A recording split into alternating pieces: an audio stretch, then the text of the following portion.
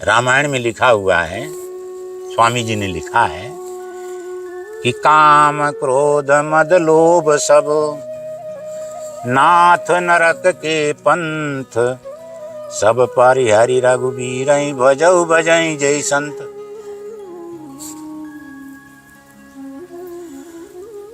तो जो काम क्रोध में रमा हुआ है वो कैसे ज्ञान देगा, कैसे उस पर चलेगा और दूसरे को क्या चलाएगा। पाषाणम क्रियते नौका सार भारम न साधयति, गृहे गुरु न कर्तव्यम न तरंति न तारयति। जिनको आप बता रहे हो कि साधारण जीव का क्या होगा, तो उनका यही गति होगी। सुनहि अनुमोदन करहि, ते गोपद इव भवनिधि तरहि। जो भगवान की कथाओं को कहेगा, सुनेगा, अनुमोदन करेगा, वो इस संसार रूपी सागर को गऊ के खुर के समान पार कर जाएगा। गुरु होना चाहिए विरक्तो वैष्णवश्चैव, मद्भक्तो रसिकस्तथा, अलुब्धो ज्ञान संपन्नो कर्तव्यश्च गुरूणाम।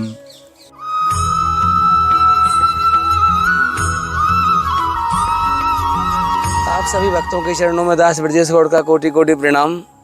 और दास आपको पुनः आज एक ऐसे संत की शरण में लेके आया है जिनके पास में लगभग 20 दिन पहले भी आया था, और थोड़ा बहुत उनके जो आनंद के जो क्षण थे उनसे हम लाभान्वित हुए थे। और ठाकुर जी की कृपा से और संतों की कृपा से आज केवल एक बहाना लगा महाराज जी की टीन का। तो मिस्त्री साहब मेरे साथ आए थे, आपको दिखा दूँ, ये मिस्त्री साहब हैं और ये महाराज जी का छप्पर है। ऊपर दिखा दो, ये इस पर टीन डलनी है बस। तो ये आज बहाना था हमारे पास कि चलो हम इसी के बहाने से महाराज जी का दर्शन करते हैं। लगभग यहाँ आए हुए हमें 2-2.5 घंटे हो चुके हैं और महाराज जी से निरंतर कैमरे से पीछे से हमारी चर्चा चल रही है, लेकिन हमें बहुत अच्छा लगा जो महाराज जी यहाँ काफ़ी देर से गुरु और भक्तों के विषय में बता रहे थे हमें। तो हमारी इच्छा हुई क्यों ना एक बार पुनः आपको ये दिव्य चर्चा सुनवा दी जाए, क्योंकि सत्संग जन्म जन्म मुनि जतन कराई, अंत राम की आवत नहीं। यानी अनंत जन्मों तक भी सत्संग करने के बाद या कथाएं सुनने पढ़ने के बाद भी ये कोई पक्का गारंटी नहीं है पक्की कि हमारे हृदय में ठाकुर जी का स्मरण हो पाए अंत समय में।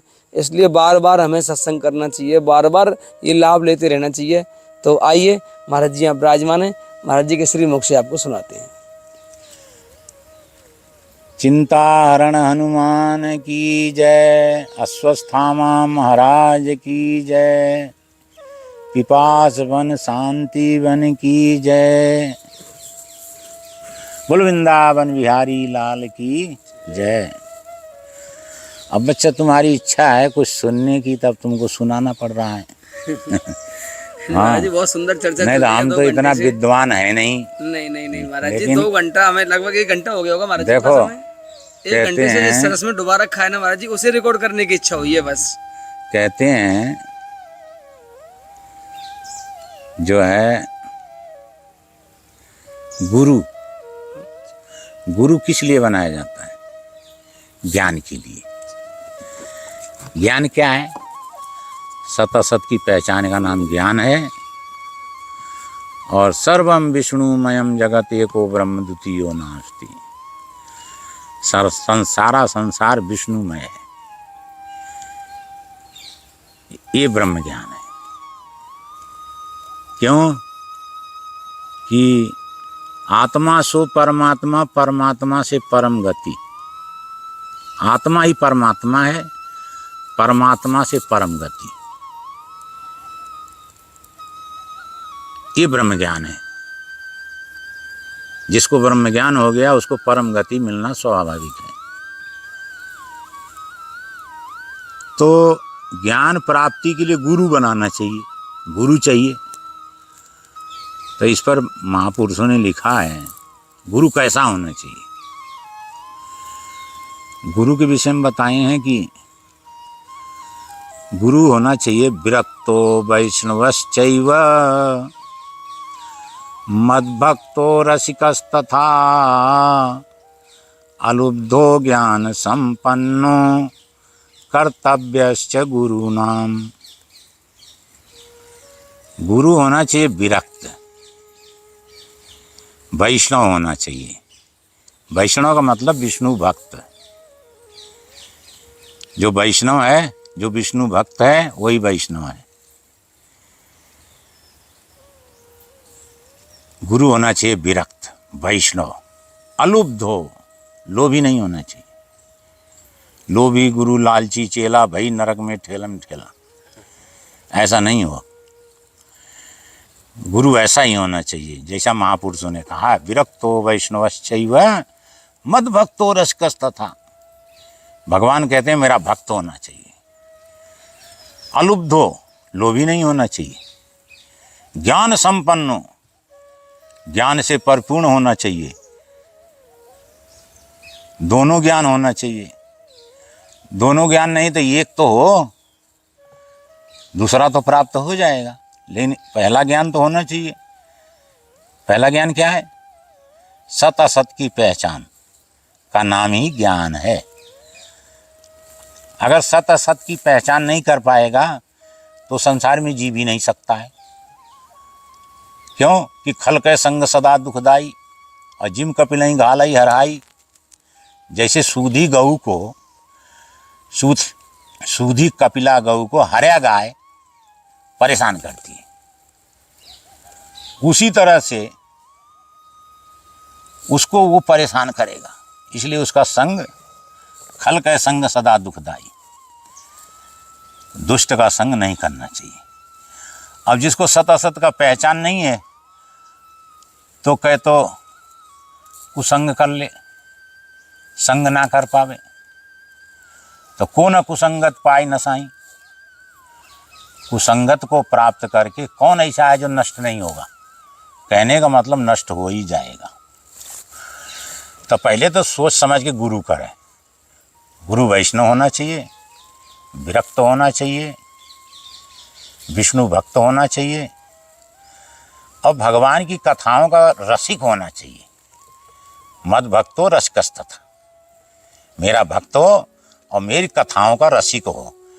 भगवान की कथाओं को कहीं सुनहीं, अनुमोदन करहीं, ते गोपद इव भवनिधि तरहीं। जो भगवान की कथाओं को कहेगा, सुनेगा, अनुमोदन करेगा, वो इस संसार रूपी सागर को गऊ के खुर के समान पार कर जाएगा। तो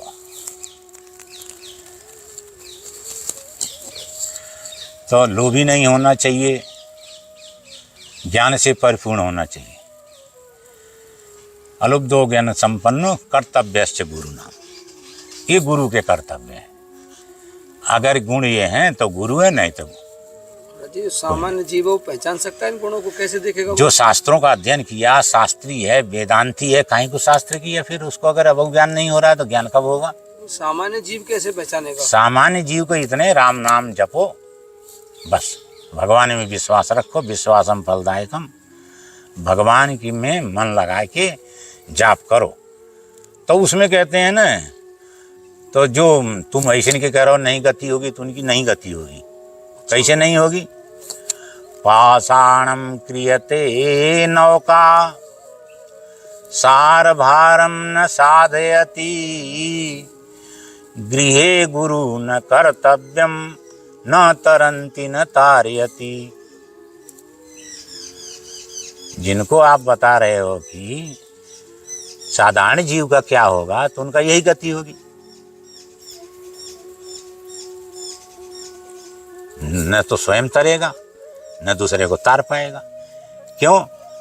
पत्थर की नौका बना के जल के ऊपर रख दी जाए, तू अपने ही भार को नहीं सहन कर पाएगी, डूब जाएगी, तो दूसरे को क्या पार करेगी? नहीं करेगी ना। रामायण में लिखा हुआ है, स्वामी जी ने लिखा है कि काम क्रोध मद लोभ सब नाथ नरक के पंथ, सब परिहरि रघुबीर भजऊ भजई जय संत।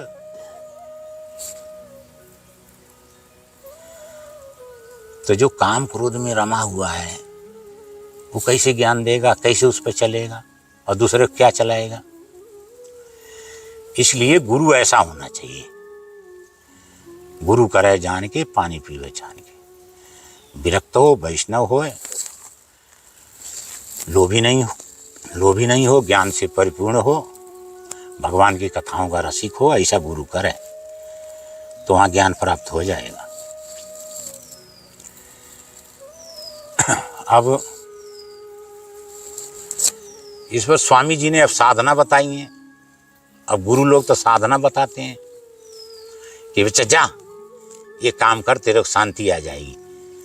तो उपाय बताने वाले को ही तो गुरु कहते हैं।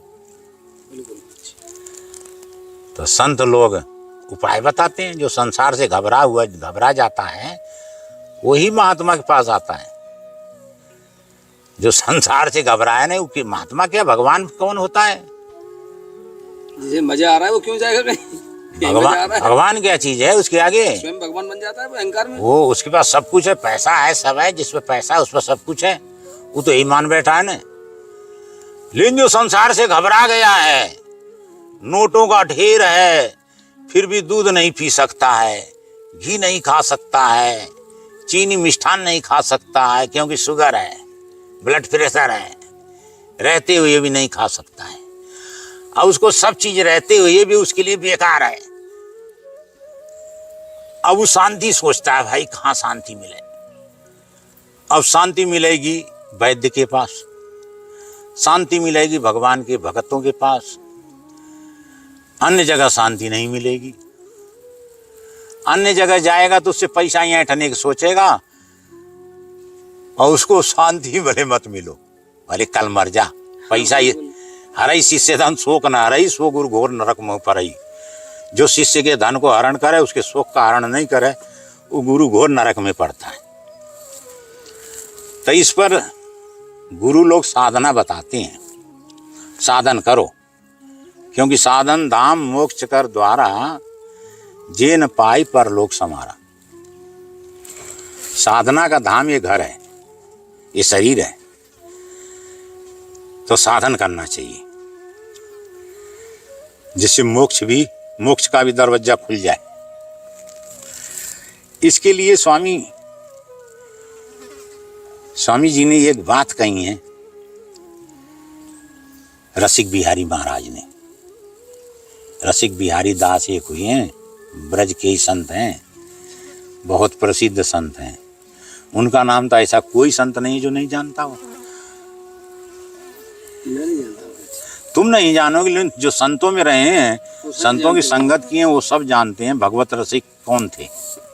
तो उनका एक पद है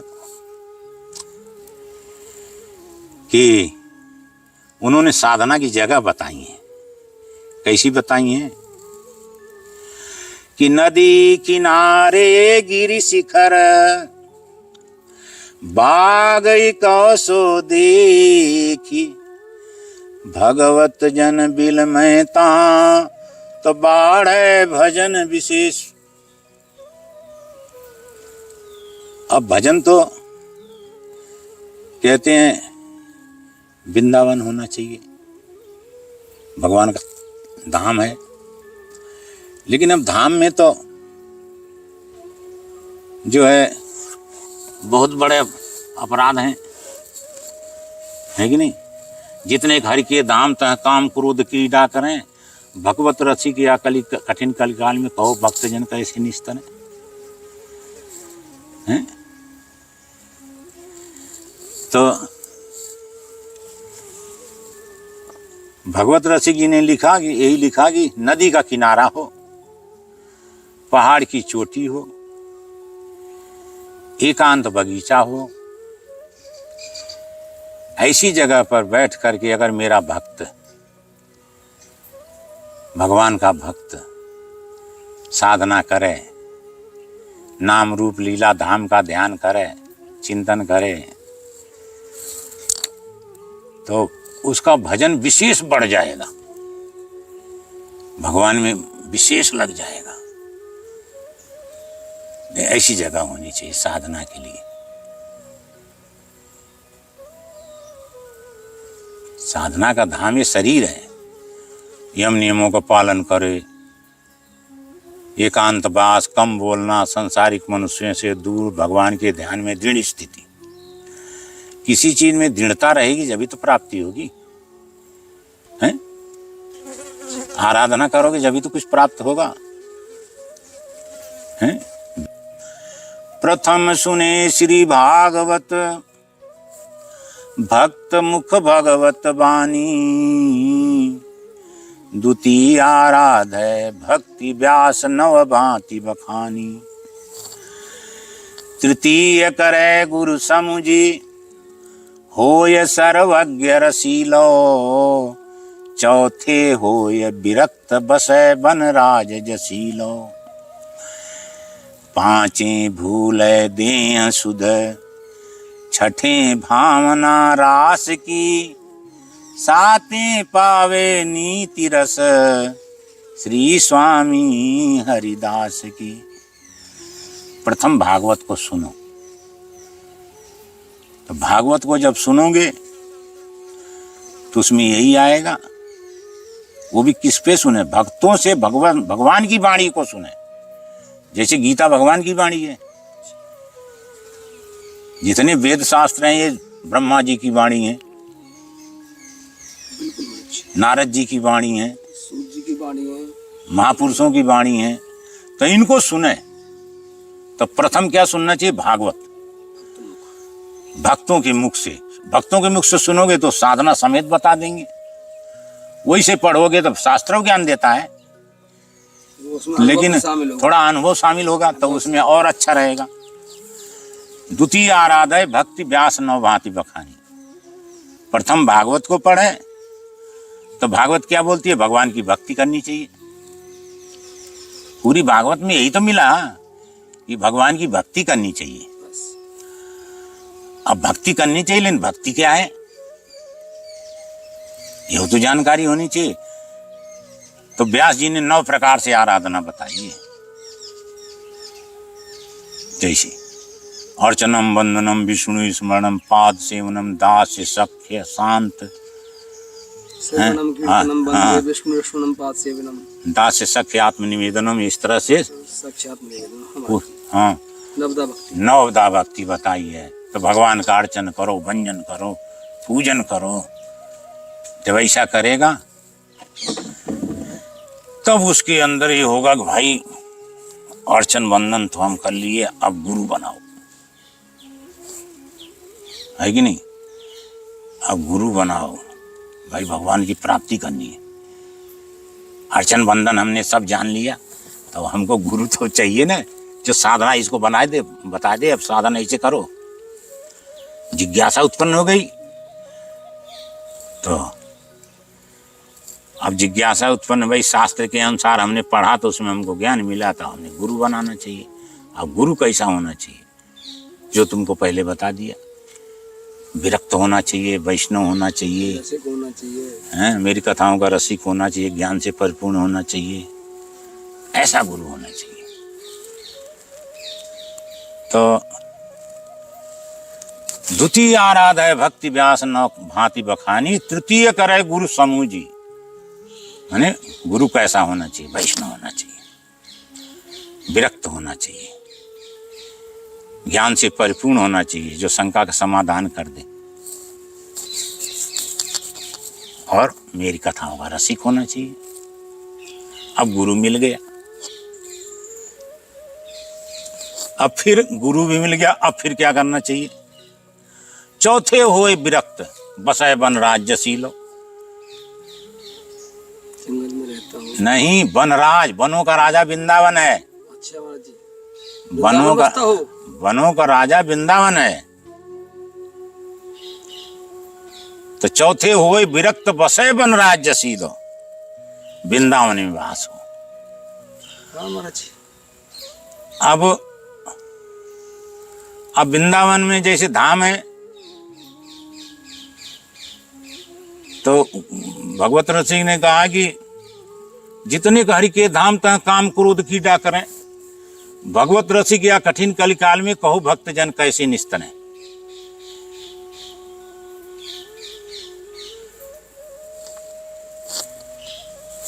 तो वही बात उन्होंने भगवत रसिक ने कही, जहाँ मिले सम्मान तहाँ मन मिले न कोई, और मन मिलाप जहाँ होए तहाँ इष्टता न पावे, जहाँ हो इष्टता वहाँ दारिद्र सतावे, और जितने हरि के धाम तहाँ काम क्रोध क्रीड़ा करें।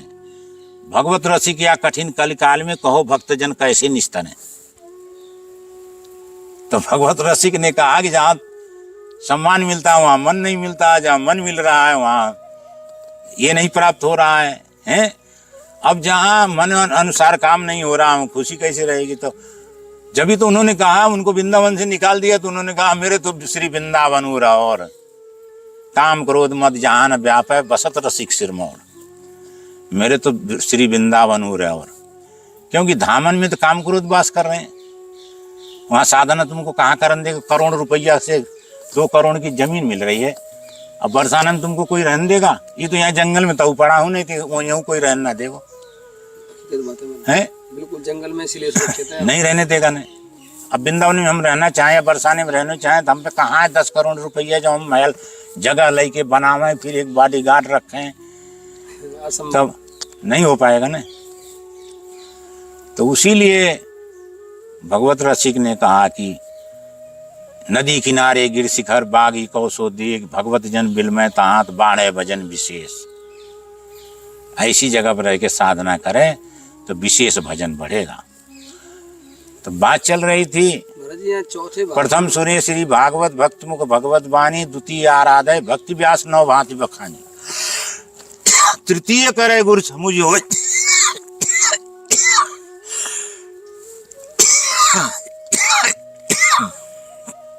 तृतीय करे गुरु समुझ होय सर्वज्ञ रसीलो, और चौथे होय विरक्त बसै बन राज्यशीलो। 5 भूले दें सुध, 5 अपने शरीर की शुद्धि को भूल जाओ। 6 भावना रास की, जब 6 कहीं इच्छा करोगे हमें भगवान के रास के दर्शन है जाए, तुम्हारे सामने भगवान रास करते दिख जाएगा, किसी बेयर में का लाए हुए भाई, छोटी बुद्धि वाला तो ऐसे कहेगा। तू अपनी लड़की मोटरसाइकिल बैठा के ले जा, देखने वाला कहा कहेगा बड़ा सुंदर माल लाए हो भाई, कहाँ से मार के लाया? अब उसको क्या पता ये तेरी बेटी है कि नहीं? तो वो नहीं, हमको संसार को थोड़े देखना है, हमको तो अपने को देखना चाहिए। तो जब कहीं छठ में इच्छा करे कि हमको भगवान के दर्शन है,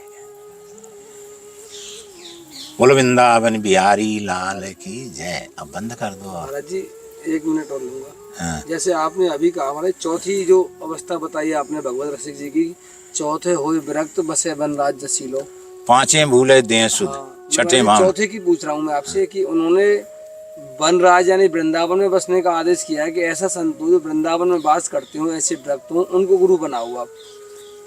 नहीं, गुरु तो बताएं विरक्तो वैष्णवश्चय, गुरु होना चाहिए विरक्त वैष्णव, मेरा भक्त होना चाहिए। भगवान कहते हैं ये भगवान के वचन है, मेरे थोड़े ही हैं। 7 सोपान जो आपने बताई ये गुरु बनाने के लिए का ना, और का तृतीय करे गुरु समझ सर्वज्ञ रसीलो, वो सर्वज्ञ रसीलो, वो सर्वज्ञ। अच्छा, स्वयं के लिए बोला है या और गुरु के लिए बोल रहे हैं? स्वयं के लिए, गुरु ऐसा हो? नहीं, स्वयं के लिए बोला है। अच्छा, स्वयं की अवस्थाएं सारी है, और का जो आपने 7 सोपान बताए महाराज जी। और का 5 और का तुम्हारे लिए है, गुरु तो उपदेश तुमको कर रहा है। अच्छा। अब गुरु तुम बनाओगे ना तो तुमको गुरु साधना बताएगा, इसका ये साधना है, ऐसे करो। तो एक बड़ी सुंदर बात बताई आपने। 6 भावना रास की, जब 6 कहीं रास की भावना करो कि हमके भगवान के रास के दर्शन हो जाए। आज आपने महाराज जी एक ऐसी बात बताई है, मैंने जीवन में आज तक नहीं सुनी कभी भी। मैं लगभग मेरे 3-4 सालों से संतों के पास जाता हूँ, ये कार्य भी करते हैं अपना वीडियो आदि का, सत्संग करते हैं सबसे नॉर्मली। लेकिन जैसे मैंने आपसे कहा था महाराज जी कि आपने जो गुरु की जो स्टेज बताया कि गुरु को ऐसा होना चाहिए, वैष्णव हो, विरक्त हो, रसिक हो, ऐसी अवस्थाएं बताई आपने। और ये हमको देखना चाहिए गृहस्थों को कि ऐसे गुण जब हैं उनके अंदर तब उनको गुरु बना लो आप। मैंने आपसे कहा कि महाराज जी जिन लोगों के अंदर ऐसी क्वालिटी नहीं है, हम नहीं पहचान पाएंगे संत रसिक है या ज्ञानी है, विरक्त के बीच में कोई डाकू है, हम ये नहीं पहचान पाएंगे। कैसे पहचाने? तो आपने कहा महाराज जी कि अगर इतनी समझ नहीं है तो फिर तुम पास आड़ गो, तुम्हें गुरु की जरूरत ही नहीं है, अभी और तैरते रहो। और का नहीं तो शास्त्र हैं, हाँ। उनको समझो और तब गुरु का प्रण करो। बिल्कुल बिल्कुल, शास्त्र अध्ययन, शास्त्र को तो पुनः पुनः पढ़ना चाहिए। अब गीता को बार बार पढ़ोगे जब तुमको होगा, नहीं तुम तो पढ़ लिए, हवा में उड़ा दिए और कह दिए हम तो गीता पढ़ लिए।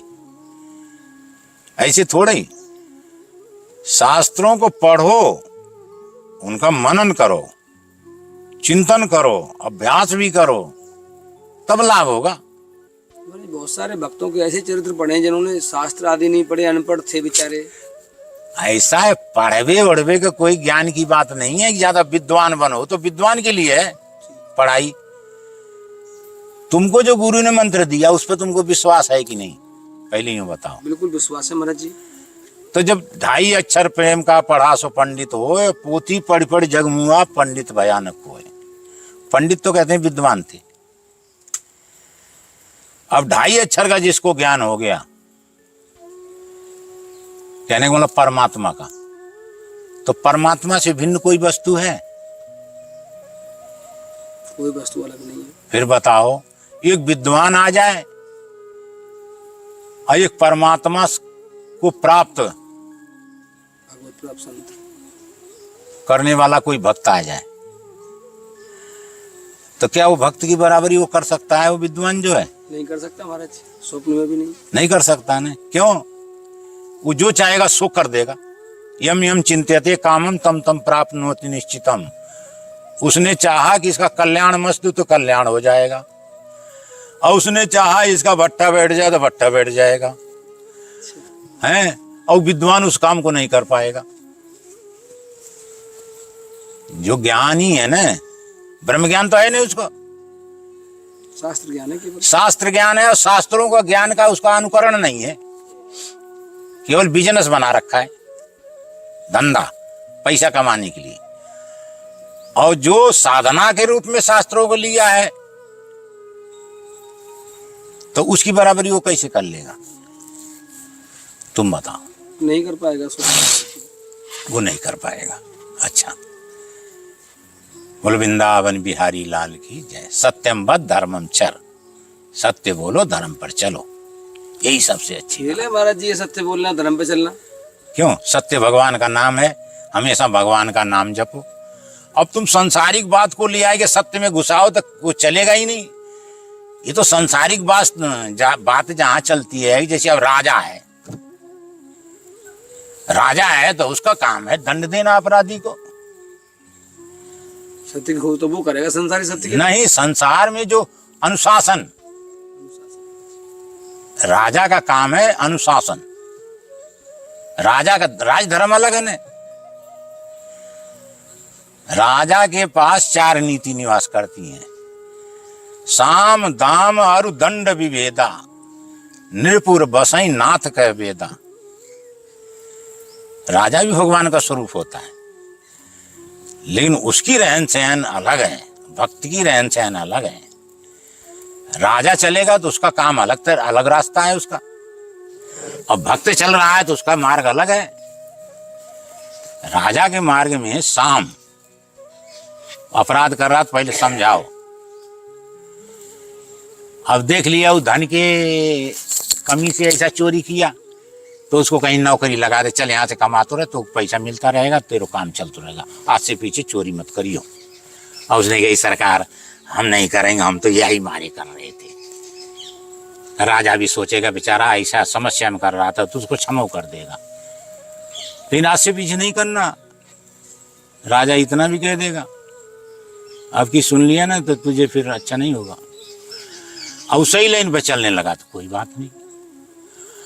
और ना ही तो दूसरी बार तो उसको फिर अपराध फिर दूसरी बार उसने कर दिया तो उसको दंडित करना चाहिए, दंडित करेगा ना, समझे? दूसरी बार कर रहा है, क्षमा नहीं, दूसरी बार, और दूसरी बार दंड दे के फिर उसको हमने एक बार फिर अवसर दिया सुधरने का, फिर भी नहीं सुधरा, तो तीसरी बार तो उसको मौत की सजा होनी चाहिए।